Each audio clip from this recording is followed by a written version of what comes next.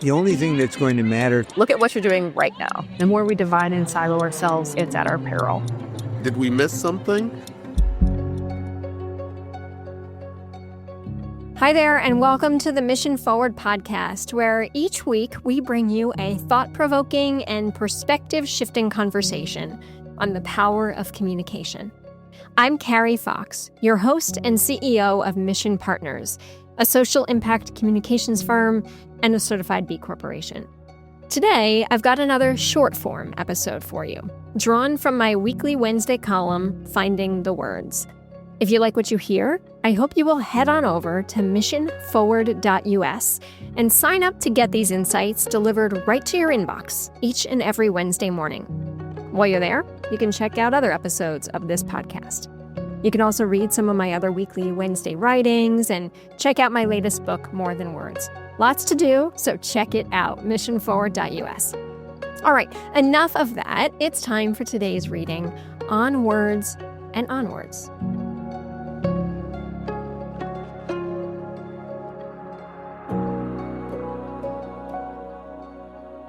Mitch Albom has a way with words.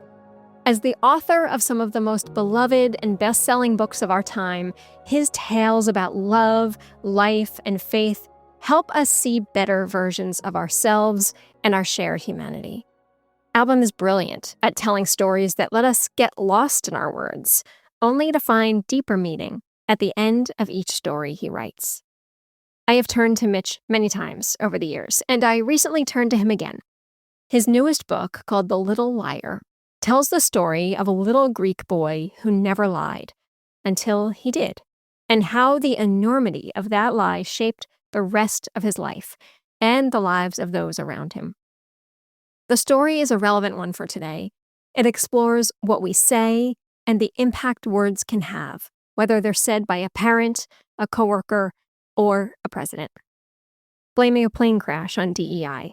Blaming the country's failures on humanitarian aid, blaming a governor for wildfires, blaming violence on immigrants. What and who can we trust when words are delivered without meaning? Some of Mitch's most recent weekly columns help connect the dots between some of these recent words and related actions.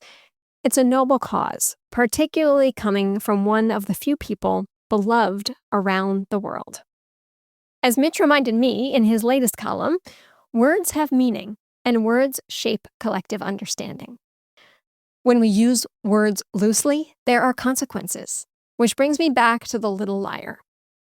Described as his most important novel yet, it's about a child who is tricked by the Nazis into reassuring Jewish families that it was safe to get on trains headed to Auschwitz, and the lifelong repercussions that play out for 4 people because of that lie. Here's what Mitch said in an interview leading up to the book's publication. I had no idea when I started this book what would be going on in the world, but I did think when I wrote that it was a pertinent book for our time because of how we are currently treating the truth. How it seems like people are just sort of adapting their own truth and saying, that's it, I don't want to hear anyone else's perspective. I've got support from other people who believe what I believe, and that makes it the truth. And isn't that the truth? Regardless of what you believe, where you live and what you do, you will likely agree that these are tumultuous times in America. What to trust, who to follow, and what will come from this. Well, Mitch has a thought on that too. Here's what he said. We know how it feels when we tell the truth, and how it feels different when we tell a lie, even if we tell little lies. At this time in our history, we need to understand that the little lies lead to bigger lies, and big lies lead to really big lies, and that the world is in the balance with the way we are going to acknowledge truth in our lives. Our futures, our kids' futures, hang in the balance on that question. So, my friends, keep searching for, keep demanding the truth. When you find it, share it. And as Mitch teaches us in his latest novel, there is nothing more powerful than when we let truth be our guide.